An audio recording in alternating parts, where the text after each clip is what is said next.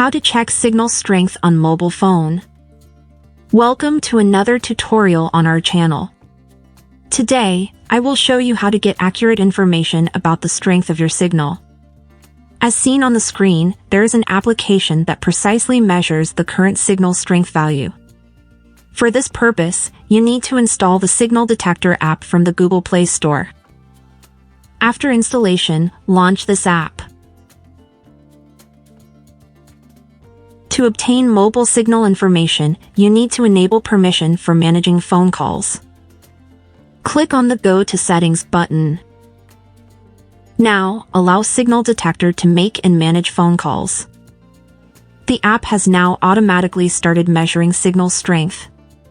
As you can see on the speedometer, the strength of my current signal is around -60.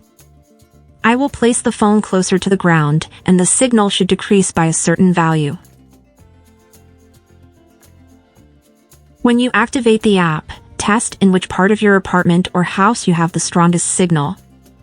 This can be useful if you often have problems with your carrier's signal so that you know where you have the best signal. Write in the comments if the app was helpful to you.